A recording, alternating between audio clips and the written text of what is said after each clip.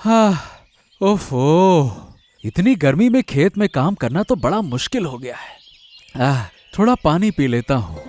हाँ, लेकिन यही खेत है जिसकी वजह से मैं खा पीकर जिंदा हूँ, नहीं तो कब का मर ही जाता। इसी खेत में काम करके पैसा कमाऊंगा, धीरे धीरे अपनी जिंदगी सुधारूंगा। हाँ, सब कुछ करूंगा। अरे ये क्या भयानक गर्मी पड़ रही है। आहा, इस गर्मी में महल के बाहर निकलने का मन ही नहीं करता, और वो भी इस खुले मैदान से होकर जाना पड़े। अरे वहां तो माधव काम कर रहा है, बहुत ध्यान से काम कर रहा है। चलो थोड़ा इसे परेशान करते हैं। इसी बहाने मन हल्का हो जाएगा। चलो चलो चलो। हाँ, नहीं, मुझे काम पर ध्यान देना चाहिए। अरे माधव बाबू, अरे ओ माधव बाबू, क्या कर रहे हो? खेत में काम कर रहा हूं मंत्री जी। क्यों, क्या हुआ? हर समय ये पूछना जरूरी है क्या कि क्या कर रहे हो, क्या है? हो, बड़ी हिम्मत आ गई है तुझ में, मेरे सामने मुंह चला रहा है? मैं मुंह कहां चला रहा हूं? मैं तो अपना काम कर रहा हूं। आप हमेशा मुझे परेशान क्यों करते हैं? मैं तो कभी आपके काम में दखल नहीं देता, तो फिर आप मुझे क्यों परेशान कर रहे हैं? अरे, बड़ी बातें सीख गया है। सुनो, महारानी ने कहा है कि इन किसानों को ज्यादा सिर मत चढ़ाया करो। तुम लोग तो मामूली किसान हो, दिन भर खेतों में पड़े रहते हो, तुम्हारी कोई कीमत नहीं है। और अगर ज्यादा ऊंच नीच हुई ना तो मैं महारानी से कह दूंगा, समझ गए? हाँ, सब समझ गया। जाइए, मुझे महारानी का डर मत दिखाइए, बात करते हैं। क्या? तो तुझे महारानी से डर नहीं लगता? रुक जा, मैं तेरा डर निकालता हूँ। अभी रुक जा, तू तो गया, देख अब तू। अरे ये क्या मेरे मुंह से निकल गया? अब न जाने ये क्या मुसीबत लेकर आएगा। महारानी, अरे महारानी कहाँ है आप? यही हूँ महाराज, कहिए, कुछ कहना था? हाँ, देखिए, मुझे कुछ दिनों से एक बात कहनी थी आपसे, सोच रहा हूं मैं। क्या सोच रहे हैं? असल में रानी, मैं बहुत दिन से महल के बाहर घूमने नहीं गया और राज्य में घूमने का मौका भी नहीं मिला। अब राज्य में क्या चल रहा है, प्रजा की स्थिति क्या है, मुझे कुछ भी पता ही नहीं है। इसीलिए सोच रहा हूं कि अकेले ही राज्य भ्रमण पर जाऊं और किसी प्रजा के घर में भोजन करूं। इससे प्रजा और मेरे बीच नजदीकी बढ़ेगी। उनके दुख दर्द मैं खुद समझ पाऊंगा और उनकी खुशियों में भी शामिल हो पाऊंगा। क्या कहती हैं आप? ये आप क्या कह रहे हैं? आप एक राजा हैं और आप मामूली प्रजा के घर भोजन करेंगे? नहीं महाराज, ये कतई नहीं हो सकता। हाँ पिताजी, आप क्या कह रहे हैं? अरे बेटी, तू आ गई? आजा बेटा, आजा। पिताजी, आप इस तरह मत जाइए। आप इतने बड़े राज्य के राजा हैं, आपको ये सब शोभा नहीं देता। नहीं रानी, मैं तो जाऊंगा ही। तुम लोग मुझे जितना रोकना चाहो रोक लो, लेकिन हम एक राजा हैं, राजा, और ये हमारा कर्तव्य है कि हम प्रजा के बीच में जाएं। अब शायद तुम लोग इसे ना समझो, इसलिए समझाना मेरा काम भी नहीं है। लीला, मैं आ गया, जरा पानी ला दो। अरे बहुत प्यास लगी है, बहुत गर्मी है। अरे बाप रे बाप, देखा भी नहीं जा रहा, इतनी तेज धूप है। लीला। हाँ जी, सच कह रहे हो, अभी तो इतनी गर्मी है, आगे पता नहीं क्या होगा। ये लीजिए, मैंने थोड़ा शरबत बनाया है। ओह हाँ, शरीर ठंडा हो गया। अरे तुम जैसा खाना बनाती हो वैसा ही ठंडा शरबत भी बनाती हो। आहा, पीकर मन खुश हो जाता है। हाँ, बस, अब हाथ मुंह धो लो, मैं खाना परोस रही हूँ। बहुत भूख लगी है ना? चेहरा देखकर ही लग रहा है एकदम सूखा सूखा लग रहा है।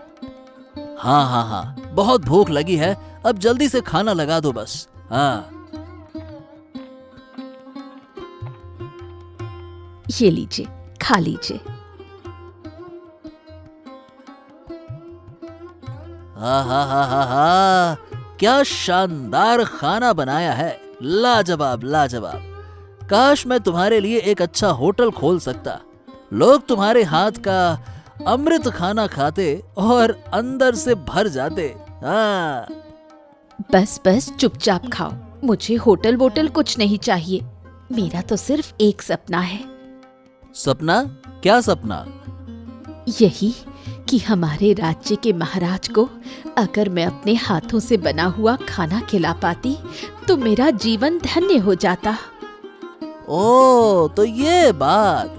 अब देखो, ये मेरे बस में तो नहीं है, भगवान चाहेंगे तो जरूर होगा। और जब तुम इतनी इच्छा कर रही हो तो देखना, भगवान जरूर तुम्हारी ख्वाहिश पूरी करेंगे। हाँ, देखना। रानी माँ, अरे रानी माँ, रानी माँ। हाँ। क्या हुआ देवराज, तुम इतना हाफ क्यों रहे हो? कुछ कहना है क्या? हाँ रानी माँ, जानते हैं माधव की हिम्मत, उसकी हिम्मत तो बढ़ती ही जा रही है रानी माँ। क्यों, उसने क्या किया और तुम इतने हाफ क्यों रहे हो? अरे राजकुमारी, क्या बताऊं, आज जब मैं राजमहल आ रहा था तो मैदान में माधव से मुलाकात हो गई। मैंने बस सामान्य रूप से उससे पूछा कि क्यों भैया, काम काज कैसा चल रहा है, और उसने उल्टा मुझसे बकवास बातें करनी शुरू कर दी। जब मैंने उसे रोका और कहा कि मैं ये सारी बातें महाराज और महारानी को बता दूंगा, तो उसने महारानी आपके बारे में बहुत गलत बातें कही। माधव ने यहाँ तक कहा कि वो आपसे ना तो डरता है और ना ही आपका सम्मान करता है। ये कहा उसने आपके बारे में। क्या माधव, मतलब वो मामूली किसान इतनी हिम्मत कर सकता है? उसने मेरे बारे में ऐसा कहा? माँ, हमें उसे सजा देनी चाहिए, उसे सामने से सबक सिखाना होगा। हाँ बेटा, तू बिल्कुल सही कह रही है। देवराज, मैं खुद जाऊंगी और उसे सबक सिखा कर आऊंगी। अब जैसा आप कहें रानी माँ।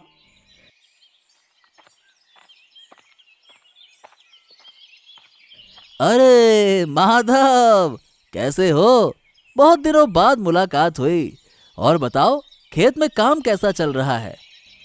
हाँ, बस चल रहा है, न ज्यादा अच्छा न ज्यादा बुरा। अच्छा। अच्छा, मैं अब चलता हूँ। अरे अरे अरे अरे, रुको माधव, अगर बुरा ना लगे तो क्या मैं जान सकता हूँ कि तुम्हें हुआ क्या है? मतलब इतने उदास, तुम्हारे चेहरे से ऐसा लग रहा है कि तुम किसी बात से बहुत ज्यादा परेशान हो। हाँ, दरअसल बात यह है कि आज जब सुबह मैं काम कर रहा था ना, तो देवराज मेरे पास आया। अब तुम तो जानते हो इतनी गर्मी में काम करना कितना मुश्किल होता है, और ऊपर से वो आकर बेकार की बातें करने लगा, जिससे कि मेरा दिमाग ही खराब हो गया। गुस्से में मुझसे निकल गया कि मैं महाराज और महारानी से नहीं डरता। बस फिर क्या था, उसने मुझे बहुत कुछ सुना दिया और धमकी देकर चला गया कि वो मुझे देख लेगा।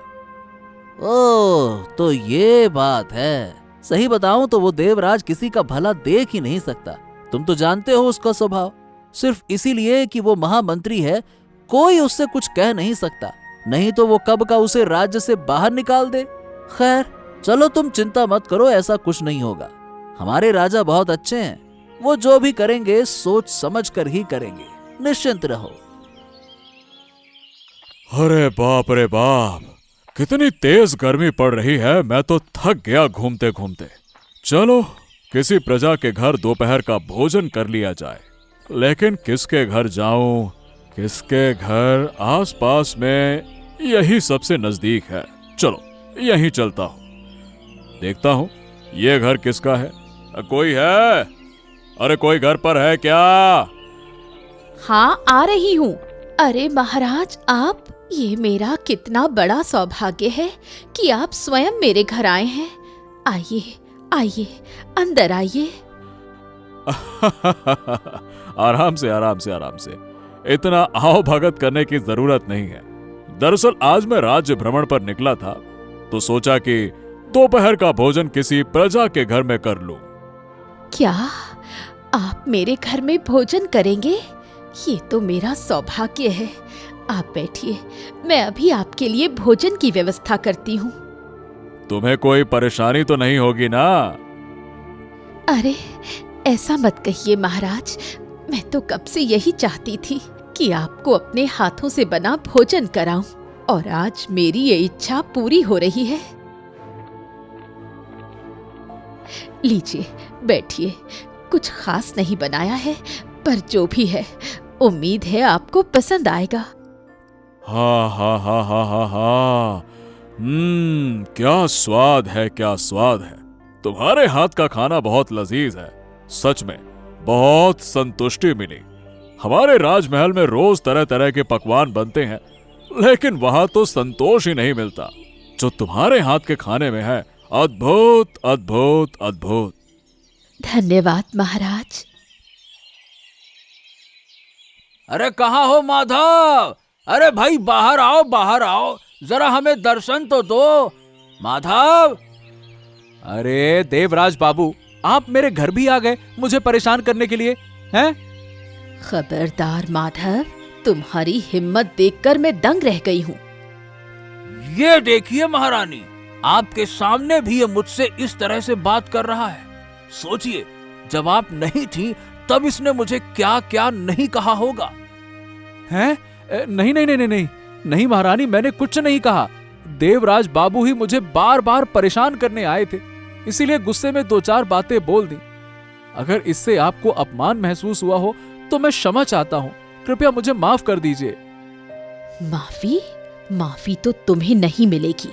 तुमने सुबह देवराज को बहुत बुरा भला कहा। तुम्हारी किस्मत अच्छी थी कि मैंने ये बातें महाराज को नहीं बताई। अगर बताती तो तुम्हारी क्या हालत होती तुम सोच भी नहीं सकते। देवराज बाबू ने आपको झूठ समझाया है महारानी। चुप रहो। कौन झूठ बोल रहा है और कौन सच, मैं अच्छे से जानती हूँ।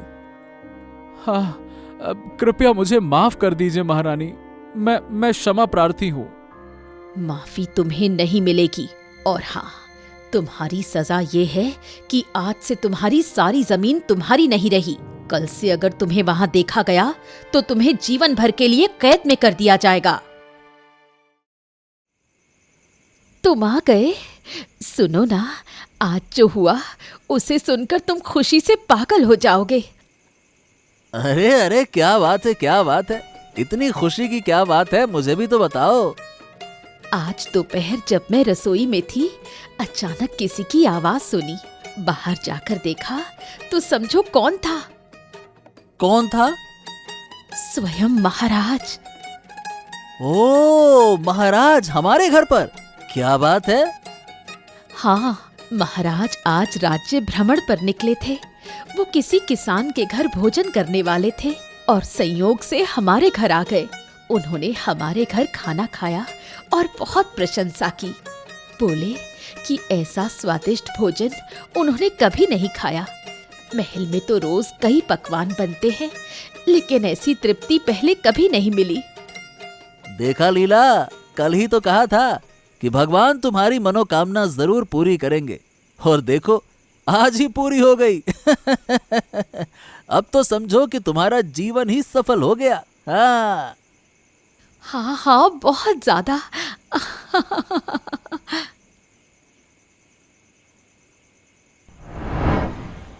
अरे, आप लौट आए। यात्रा कैसी रही? और दोपहर में ठीक से भोजन मिला या भूखे ही रह गए? अरे अरे अरे अरे अरे अरे, इतनी सारी बातें एक साथ, किसका जवाब दूं पहले? चलो एक एक करके बताता हूँ। देखो, यात्रा बहुत अच्छी रही, कई जगह कमियां दिखी जिन्हें सुधारना होगा, और दोपहर का भोजन तो भाई वाह वाह वाह वाह, लाजवाब था। सच? कहाँ भोजन किया आपने? आदित्य और उसकी पत्नी लीला के घर। लीला ने खुद सारा खाना बनाया था। वाह वाह वाह वाह, क्या स्वाद था। बहुत दिनों के बाद इतना तृप्त होकर भोजन किया है। वाह, ये तो बहुत अच्छा हुआ। लेकिन आपको पता है मेरे साथ क्या हुआ? क्या हुआ? देवराज ने मुझे बताया कि माधव ने उसका बहुत अपमान किया, इसलिए मैं और राजकुमारी उसके घर गए। सच में हमारे सामने भी उसने देवराज का अपमान किया, इसलिए मैंने उसकी जमीन जब्त कर ली। अब उसे खेती नहीं करने दूंगी। माधव, अरे वो तो ईमानदार और परिश्रमी किसान है। वो सिर्फ अपनी मेहनत करता है, किसी को परेशान नहीं करता। उसकी वजह से ही हम जैसे लोग भोजन कर पाते हैं। देखो, मैं तो कहता हूं कि उसे माफ कर दो। वो एक गरीब मेहनती इंसान है।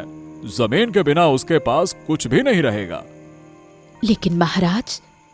अरे कोई लेकिन वेकिन नहीं रानी, उसे माफ करो, छुट्टी करो उसकी।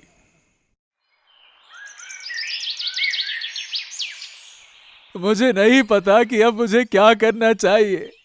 अरे कैसे जिंदा रहूं? वो जमीन ही तो मेरी सब कुछ थी। जो भी पैसा आता सब खेती में लगाता था। अब अगर मेरी आखिरी उम्मीद वही जमीन मुझसे छिन गई तो मैं कैसे जीऊंगा, कैसे जीऊंगा? मरने के अलावा कोई तरीका नहीं है। अरे अरे अरे, क्या हो गया माधव दा? तुम यहाँ अकेले बैठे रो क्यों रहे हो? अरे तो और क्या करूं मैं, अब क्या करूं? अरे माधव दा, बस बस बस बस, शांत हो जाओ। क्यों रो रहे हो? क्या हो गया? और तुम मरने की बातें क्यों कर रहे हो? बताओ मुझे, क्या बात है? अरे कैसे मैं जीऊं? मेरी जमीन, मेरी आखिरी उम्मीद उस देवराज ने छीन ली। मैंने तुमसे कहा था ना कि देवराज जरूर कुछ करेगा, और उसने सचमुच अपने वादे को निभाया। वो कल महारानी और राजकुमारी को मेरे घर लाया था। उसने महारानी को मेरे खिलाफ झूठी बातें कही, और महारानी ने उसकी बातें सुनकर मेरे एक भी शब्द पर विश्वास नहीं किया। और फिर उसने मेरी जमीन मुझसे छीन ली और कहा कि अगर मुझे फिर जमीन पर देखा तो मुझे बंदी बना लिया जाएगा। हो, तो ये बात है। देखो, मेरे हिसाब से तुम्हें महाराज के पास जाना चाहिए। वो जरूर तुम्हारी बात सुनेंगे। यही तुम्हारे लिए सबसे अच्छा तरीका होगा। वाह वाह वाह वाह वाह, क्या मजा आया। वो माधव किसान को महारानी ने जिस तरह से झाड़ा है ना, हा हा हा हा हा, मेरी तो आत्मा तृप्त हो गई। आत्मा को जैसे शांति मिली हो। है, अब अगर कोई मेरे पीठ के पीछे आएगा तो ऐसे ही उसे सजा दूंगा। महामंत्री देवराज को चुनौती देना इतना आसान नहीं है। अब कोई मेरी आंख में आंख डालकर बात नहीं कर पाएगा। चलो राजमहल में जाकर कामों को निपटाता हूं। कितनी गर्मी है, बहुत प्यास लगी है। आंखें भी धुंधली हो गई हैं। कोई तो मदद करे। ए बूढ़ी, तेरे कारण मैं टकराया। क्या अंधी हो गई है क्या? देख नहीं सकती? ओफो, कितना असहनीय है। माफ करना बाबा, दरअसल मैं बूढ़ी हूँ। इतनी गर्मी और सूरज की तेज रोशनी में मेरी आंखें धुंधली हो गई थी, इसलिए सामने देख नहीं पाई और गलती से आपसे टकरा गई। माफ कर दीजिए। अरे जब इतनी गर्मी सहन नहीं कर सकती तो घर से बाहर निकलती ही क्यों हो? अरे रास्ते में लोगों की परेशानियों का कारण बनी फालतू में। शर्म नहीं आती? मेरे कपड़े तुम्हारे कपड़ों से गंदे लग रहे हैं। हफ़ो, अब मैं काम पे कैसे जाऊं? मन कर रहा है कि तुझे महाराज के पास ले जाऊं और सजा दिलवाऊं। देवराज में इतना घमंड है, कोई इज्जत नहीं है। एक बुजुर्ग महिला से जो गलती से सामने नहीं देख पाई, उसे इतना अपमानित किया। मैं खुद जाकर महाराज से शिकायत करूंगी और न्याय की मांग करूंगी। प्रणाम महाराज, मुझे आपसे एक शिकायत करनी है। आज मुझे बहुत अपमानित किया गया। मेरे राज्य में एक बुजुर्ग का अपमान? किसने किया यह काम? आपके महामंत्री देवराज ने। जब मैं दोपहर में घर लौट रही थी, उस समय सूरज की तेज रोशनी में मेरी आंखें धुंधली हो गईं। इस कारण से मुझे ठीक से सामने दिखाई नहीं दिया और गलती से मैं देवराज से टकरा गई और इस छोटी सी भूल के लिए देवराज ने मुझे बहुत कुछ कहा। महाराज, आप कृपया कुछ करें। हाँ महाराज, महामंत्री देवराज तो लोगों को नुकसान पहुंचाने और बुरा करने के अलावा कुछ नहीं कर रहे। हाँ महाराज, जब मैं खेतों में काम कर रहा था तो देवराज मुझे बेवजह तंग कर रहा था, और जब मैंने काम की वजह से उसे एक दो बातें कह दी तो वो मुझे महारानी का डर दिखाने लगा। फिर अगले दिन महारानी खुद आकर मेरी जमीन ले लेती हैं, और मैं समझ गया कि इसमें महारानी का कोई दोष नहीं है, क्योंकि देवराज ने शायद महारानी की कान भरे हैं, उनसे झूठी बातें बोली हैं, सब झूठ बताया होगा। तुम दोनों की बातें सुनकर मैं समझ रहा हूं कि देवराज ने बहुत गलतियां की हैं। मैं उसे जरूर चेतावनी दूंगा, और माधव, मैं तुम्हें तुम्हारी जमीन वापस दिलवाऊंगा, और बूढ़ी मां, मैं आपसे माफी मांगता हूं। मामा, जानती हो दरबार में क्या हुआ? क्या हुआ राजकुमारी? माँ, हम कल उस माधव किसान के घर गए थे ना, वही माधव और आदित्य आए थे, और उनके साथ एक बूढ़ी माँ भी थी। उन्होंने बताया कि दोपहर में जब वो धूप में घर लौट रही थी तो गलती से देवराज बाबू से टकरा गईं, और इस छोटी सी गलती के लिए देवराज बाबू ने उन्हें बहुत अपमानित किया। और माँ, तुम तो जानती हो कि पिताजी बुजुर्गों के अपमान को बिल्कुल पसंद नहीं करते, इसलिए वो बहुत गुस्से में थे। और माधव क्यों आया था? और हाँ, माधव किसान ये बताने आया था कि आपने उसकी जमीन हड़प ली है, लेकिन इसमें तुम्हारी कोई गलती नहीं है, क्योंकि देवराज बाबू ने ही तुम्हें माधव के खिलाफ झूठी बातें बताईं। आदित्य ने भी यही कहा। इतने लोग एक साथ झूठ नहीं बोल सकते। जरूर इस मामले में देवराज की गलती होगी। इस बात की तह तक जाना होगा। माँ, क्या सोच रही हो? नहीं, कुछ नहीं। और पता है, पिताजी ने माधव को उसकी जमीन वापस कर दी। अच्छा किया, मैं भी यही सोच रही थी। उस दिन मैंने भी कुछ ज्यादा ही कठोरता दिखाई थी। प्रणाम महाराज, प्रणाम प्रणाम प्रणाम। सुप्रभात सुप्रभात। बहुत खुश लग रहे हो देवराज, क्या बात है? मैं तो हमेशा ही खुश रहता हूँ महाराज, इसमें नया क्या है? हाँ हाँ हाँ, खुश तो रहोगे ही। लोगों को परेशान करने और उनका अहित करने के अलावा तुम्हारे पास और तो कोई काम है नहीं। मतलब आप ये क्या कह रहे हैं महाराज? क्या मैंने कोई गलती की है क्या? कल मेरे पास वो बूढ़ी आई थी जिन्हें तुमने सिर्फ टकराने की वजह से बहुत अपमानित किया, और माधव किसान भी आया था जिसकी जमीन तुमने षड्यंत्र करके छीन ली। मैंने तुम्हें इस राज्य का महामंत्री बनाया है। अगर तुम इसी तरह करते रहे तो मुझे राज्य के लिए कोई और महामंत्री ढूंढना पड़ेगा, समझ गए? महाराज, इन्हें क्षमा कर दीजिए, गलती हो गई, लेकिन इंसान से ही तो भूल होती है। तुम चुप रहो, तुम्हारी ही शह पर महामंत्री इतना बढ़ गया है। मुझे क्षमा कर दीजिए महाराज, ऐसी गलती दोबारा नहीं होगी। मुझे क्षमा कर दीजिए महाराज, क्षमा कर दीजिए। हाँ, और एक बात याद रखना, अगर दोबारा ऐसी कोई खबर मिली तो उसी दिन से मैं तुम्हें महामंत्री पद से हटा दूंगा, समझ गए? लीला, अरे ओ लीला, कहाँ हो? महाराज, आप आइए। अजी, सुनते हो? देखो कौन आए हैं।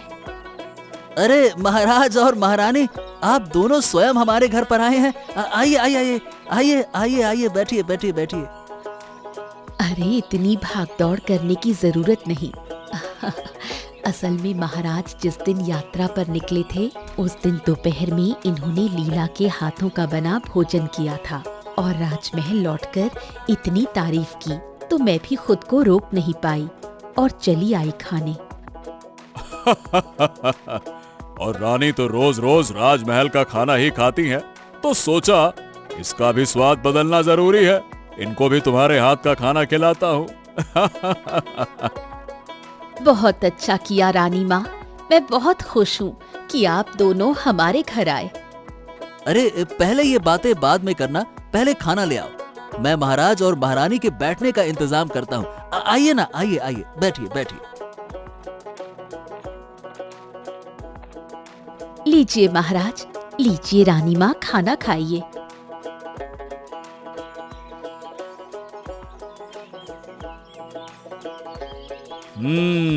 तो कैसा लगा खाना? मैंने जो कहा था वही है ना? आ? सच में क्या लाजवाब स्वाद है, एकदम अमृत समान। तुम्हारे हाथों में तो देवी अन्नपूर्णा का आशीर्वाद है बेटी। हमेशा सुखी रहो, खुश रहो। बहुत बहुत धन्यवाद रानी माँ।